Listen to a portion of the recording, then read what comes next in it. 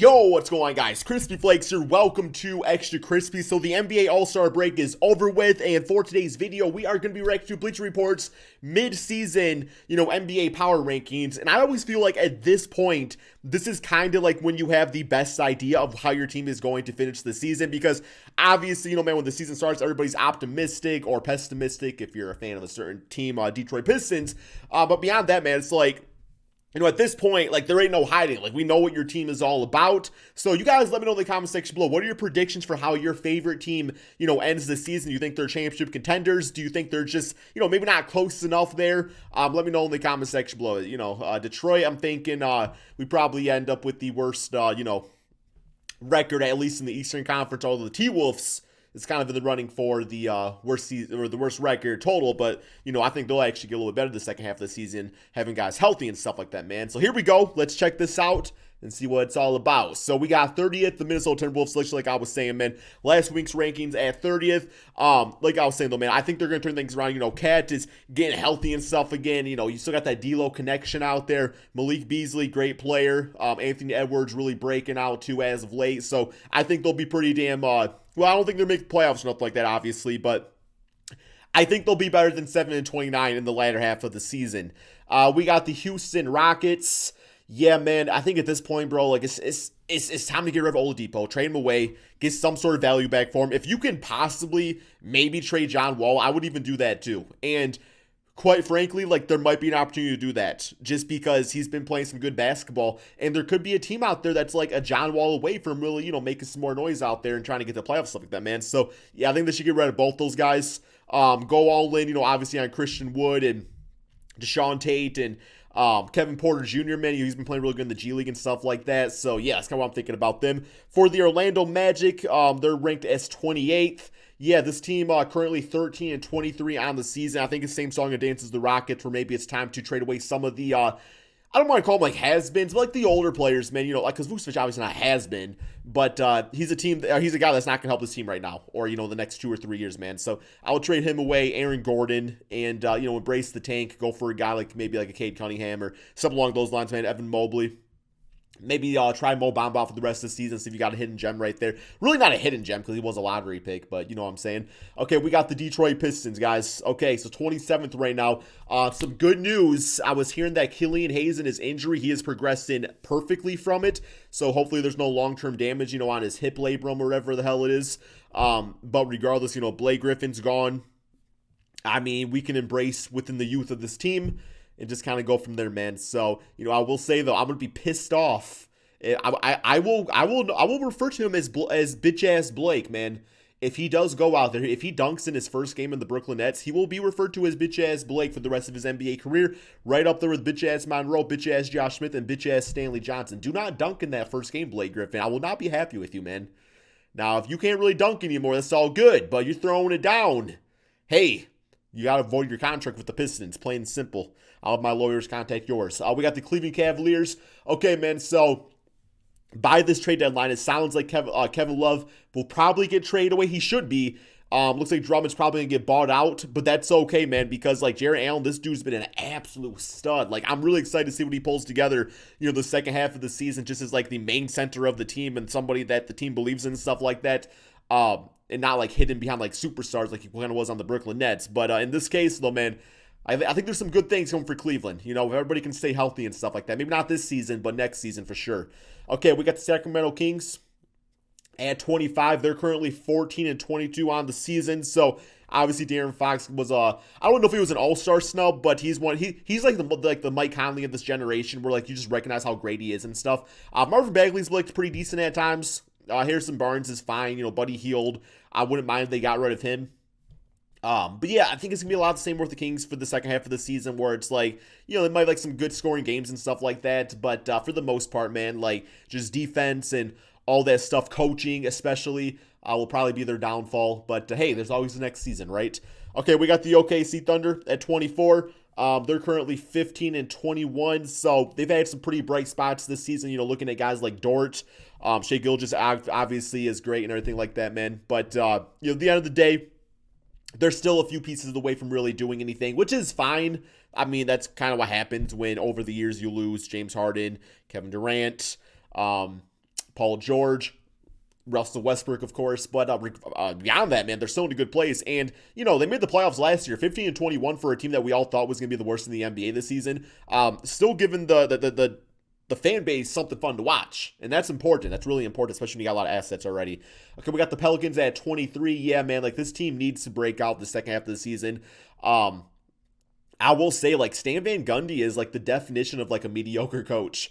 There's something about him where he just has, this old school mindset or just, this certain way of how he wants to run things. And it just doesn't work in today's NBA. I don't really like him as a head coach, man. I mean, I've had to deal with him on the Pistons and, a lot of he was also head of basketball operations and, Troy Weaver on the Pistons is just getting over guys obviously the Blake Griffin trade, Andre Drummond or, some of the other bad moves he's made over the years. So I hope the Pelicans having this generational talent in Zion does not fall victim to that. This team really no excuse for them to be what I say, man. They are 15-21, no excuse of this squad. So we'll see what happens. I hope better sunnier days for them. Atlanta Hawks at 22, yeah, also one of the most disappointing teams this NBA season, 16-20. Some of their signings just have not really panned out. We all thought Gallinari and Rajon Rondo, we're going to be Chris Dunn, we're going to be those big difference makers, those veteran guys that you can bring on the team and help them get to the playoffs in the next step. But once again, it looks like a lot of the same old. I imagine Collins will probably finish out this season, but I don't think he'll be back next season. I think they'll focus on the Trae Young, Clint Capella kind of rotation right there. You obviously got Cam Reddish, but I don't know, man. This, Trae Young not making the All-Star team too. I know he feels disrespected, the fan base does, but I guess, yeah, Lloyd Pierce was fired, so we'll see what Nate McMillan has in store for him.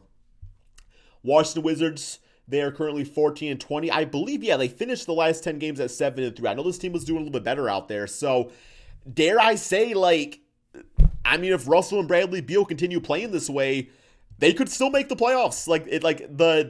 The 8 seed is 17-19 right now, and the Wizards are 14-20. There definitely is a chance that happens, and you would have to think that with Russell and Beal, that's what we thought going into the season. So that they were a playoff team and they were going to be maybe even a top 5 seed. It's when you have that backcourt, you would think that. So there's not really any excuse for them not to make the playoffs, and it could definitely could still happen, but it's going to be tough.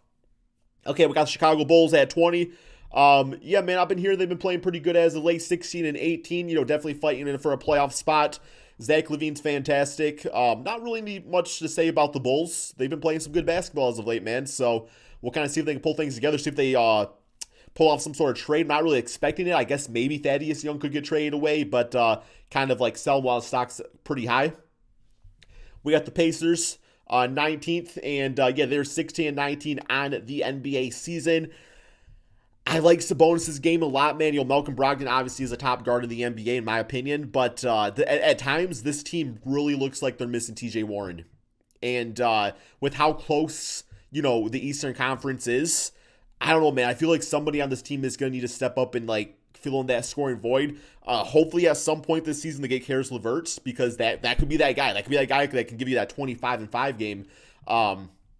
That could get this team going. But without him, man, I don't know. The Pacers, a lot of injuries this season. So we'll see. I mean, Sabonis, shout out to him, getting that injured reserve spot on the All-Star team. He's been great. I think he should have made in the first place. But, yeah, a lot of work to be done this second half of the season. The Pacers want to make the playoffs. All right, we got the Memphis Grizzlies, who are currently 16-16 on the NBA season. Tight race in the Western Conference. We'll see if this team has enough. It's still impressive that they're even at this point to be in contention. Despite losing John Morant for a portion of the season. But we'll see, man. We'll see what the Memphis Grizzlies are all about. Golden State Warriors is 17. I still expect them to make a trade. They're currently 19-18 on the season, 9th place, fighting for a playoff spot. I personally still like the idea of them going for the Victor Oladipo or somebody like that. Oubre's a great player, man. I just don't like him on this Warriors team. I don't like him as a shooting guard. I like him more as a power forward or a small forward. So that's obviously not going to happen on this squad. But so I would much rather see them go with a guy that's more natural at that 2 spot. And, like a Victor Oladipo, like I was saying, man, because they already got Wiggins playing great. Obviously, Curry's playing like an MVP. Draymond Green. James Wiseman's nice at times. I wouldn't mind them seeing them bolster up their bench a little bit too, but we'll see what happens. All right, we got the Charlotte Hornets. Yes, this second half is going to be all about what LaMelo Ball can do with this team here, man. I'm still all for this team, bringing in a guy like Vucevic. Just, because like Gordon Hayward's been nice. Scary Terry obviously is great. LaMelo Ball's been the guy that's been gelling the whole team together. But I don't know, man. Like Cody Zeller, I'm just over him on the Charlotte Hornets. Like they need to go out there and get somebody from the big man standpoint that LaMelo Ball can work with. That's an important part of being a point guard, man. I would say like any great point guard typically has a center out there that they have pretty good chemistry with, for the most part, right? I don't know, man. At least in years past. I don't know. But I think LaMelo Ball needs Vucevic. Okay, we got the Toronto Raptors at 15. Aaron Baines with the hook shot. You love seeing it, man. So they are 17-19 on the season. Still a few weeks left until the trade deadline's up. I don't know what happens with Kyle Lowry, man. I really don't know what happens with Kyle Lowry. I still think the big thing with this team is they need to go for that center. Aaron Baines is cool. He's fine. Chris Boucher's been playing great, but I still think they are missing something at that center spot, man. I don't know, like some additional depth outside of Aaron Baines. Because Boucher could be that guy, but then it's like you can't rely just on Boucher. And Pascal has to play more like Pascal of last year. Fred VanVleet has continued to play great basketball. I think this team makes the playoffs.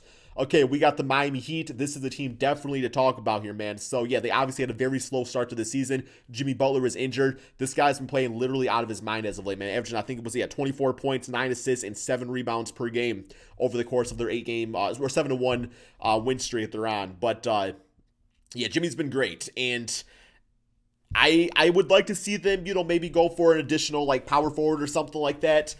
Somebody to help them, bolster up their rebounding before the trade deadline. But beyond that, man, once again, I think the Heat are a team that we cannot sleep on. Like, we slept on them last year, and now we were sleeping on them this year because of injuries. But hey, man, they were in the finals last year. They're back. So, yeah, the Heat are in a good place as a 500 record despite that struggling start to the season. Boston Celtics. Celtics are interesting, man. 19-17, which gives them 4th place in the Eastern Conference. It's crazy that type of record does that right now. But regardless, like, I do expect the Celtics to pull off some sort of trade. Maybe not as major as you would think, though. Obviously, if they could be one of the teams that are in contention for Drummond, doesn't sound like that's going to be the case, though. Or maybe go for Vucevic. That puts them in a good spot. But beyond that, I just think this team needs Marcus Smart back. I think we're really seeing the importance of Marcus Smart. To me, Smart to this team is what Draymond is to the Warriors. You're just a better team when he's on the court. Makes a lot of smart plays, playmaker and stuff like that, man. So, yeah, I think once he's back, that's what this team is really, really missing, and they'll be just fine. Okay, we got the Dallas Mavericks at 12, so they are currently 18-16 on the season. I don't really know if they've been doing as of late. It says they've won 8 of their last 10 games. So, obviously Doncic, we all know what he brings. But Porzingis, he is the X factor of this team. If Porzingis is playing great, this team's elite. If he's not playing good, if he gets injured, then this team's in a bad place. So, obviously you got Tim Hardaway, he's a good scorer and stuff like that, man. But I wouldn't mind them, pulling off a move, trying to get like a Kevin Love or somebody like that. They can pull the trade together without giving up too many assets. I think that's definitely a possibility. Okay, we got the New York Knicks at 11. So yes, man, Nick Nation, you guys have been absolutely killing it. And I expect this team to be in the playoffs. I mean, what more can you say? Like, this team's been great, man. Julius Randle, RJ Barrett, Emmanuel Quickley. You got D Rose, obviously, now. Your guys are in a good place. It's going to be fun, man. I want the Knicks to make the playoffs. I just wish we could have fans back at the games. At least like the full, well, I know there's fans at the games, but I will feel so bad if the Knicks make the playoffs and then fans can't go. Like, I will feel so bad for that franchise. But it doesn't matter. You can still root for them at home. Okay, we got the Portland Trailblazers at 10. So, it says they're on a 4-game losing streak, and then they had a 3-game winning streak going into All-Star break. 21-14. This team should be getting CJ McCollum back. I don't think he's been back yet. So once he's, healthy and everything, Melo's been playing some good basketball. I know he's been playing really good. So, yeah, once CJ's back, once again, it's going to be the Portland Trailblazers in the mix for making the playoffs as a top seed. Or at least in the playoffs. I don't know if it's going to be a top seed. But regardless, see what Dame time has come playoff time, man. It's time to win a championship, right? At least get to the Western Conference Finals. We got the Spurs at 9. So I would say the Spurs right now are probably one of the most disrespected franchises. And a lot of it comes down to the analytics. A lot of people are focused on analytics these days, which is fine. But, at the end of the day, like, if your team's winning basketball games, I think there's something to be said about that too. Greg Popovich definitely has the old school style of coaching. And you have old school style of players with DeMar DeRozan, LaMarcus Aldridge. But you also have that nice, mix of the youth with DeJounte Murray, Keldon Johnson. So, yeah, I'm very interested and intrigued to see what the Spurs team second half of the season. Okay, we got the LA Clippers at number 8. They are currently 24-14. I still think that they are a very deep NBA team. Maybe not as deep as last season. Obviously, not having Montrezl Harrell anymore really sucks for them. But at the end of the day, when you have Paul George and you have Kawhi Leonard regular season-wise, you can expect great things. Cannot see Pandemic PP come playoff time, man. It's time to put that meme to rest. Okay, we got the Denver Nuggets at 7. I would like to see this team go out and, maybe get some sort of, like, shooting guard. Like, maybe, like, Terrence Ross from the Magic. Been hearing, like, he's been linked to this team, kind of. I don't think they need to do anything crazy and really shake up this roster. I would have loved Blake Griffin on this team, by the way, but that's not happening, obviously, now. But, like, Gary Harris, I'm not a huge fan of. Will Barton, Monte Morris, to me, those are all really good role players, but I would love to see that third, go-to scorer that guy that can get you, like, 16, 17 points per game. Have that be Terrence Ross or Evan Fournier. I think that would really bring this team together. Okay, we got the Lakers at number 6, so they are 24-13. Anthony Davis has been out. I don't know how much longer he'll be out for. Once he's back, this team will be playing like a top 2 team in the NBA again, so that's not a big deal. Milwaukee Bucks, they are currently 22-14. The Bucks have been like silently better this season. I know they started off pretty rough, but it looks like we're seeing a lot more of the old Milwaukee Bucks, where just like that team that dominates on the inside, can shoot that 3 a little bit, and brings the defense. So watch out for the Bucks. Like I said, man, we have seen a lot of these teams with slow starts to the season, but it's all about that second half. Just like March Madness in college basketball. Like, it doesn't matter how you start, it's how you finish. Okay, we got the Utah Jazz at 4. The Utah Jazz, man, getting a lot of hate this season, man. It seems like a lot of people don't like Utah as, like, a franchise in, like, their fan base. But I don't think that should really correlate towards, like, Donovan Mitchell. Like, I've been seeing a lot of, like, Donovan Mitchell slander and stuff like that, man. They had 3 All-Stars in the All-Star game, so you got to give him props on that, despite if you thought Mike Conley should have made it or not. He should have made it at some point in his NBA career, so I have no problem with him making it. But, they're great. They have a fantastic record, best record in the NBA, man. So, that's great in the regular season. We got to see it in the playoff, man. Like we know what this team's going to be about in the second half of the regular season, man. Playoff is when it counts. And we'll see if they have what it takes. Philadelphia at number 3. They are 24-12 on the NBA season. Embiid, honestly, I would love if a center won the MVP this season. I really think it should be a race between Joel Embiid and Jokic. That would be a lot of fun too, man. So, Ben Simmons playing like the defensive player of the year. Seth Curry and Tobias Harris playing great, giving this team much needed shooting. Doc Rivers, he's always been a good coach, but the thing about Doc Rivers, he's always been a good regular season coach.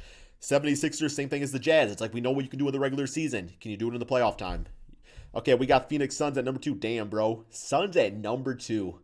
I knew this team wasn't a fluke outside that bubble, that 8-0 bubble run, man. And Chris Paul has changed just like the culture of this team like he does. Wow.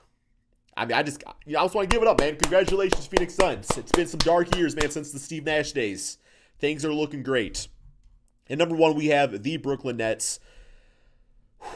Y'all got Blake Griffin now. Blake Griffin is now like your 5th option. Think about that, man. Blake Griffin is the 5th option on an NBA team. And you want to know those other options are? James Harden, Kevin Durant, Kyrie Irving, Joe Harris, who's shooting 56% from 3, by the way. Yikes. On paper, you see this team thinking they're going to win it all.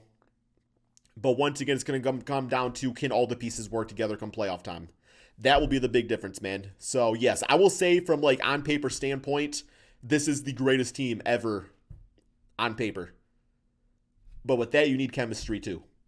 So that's all we got, man. Thank you all so much for watching. Be sure to drop that like. Subscribe if you're new to the channel. Give me your thoughts on your favorite team. And peace out, my friends.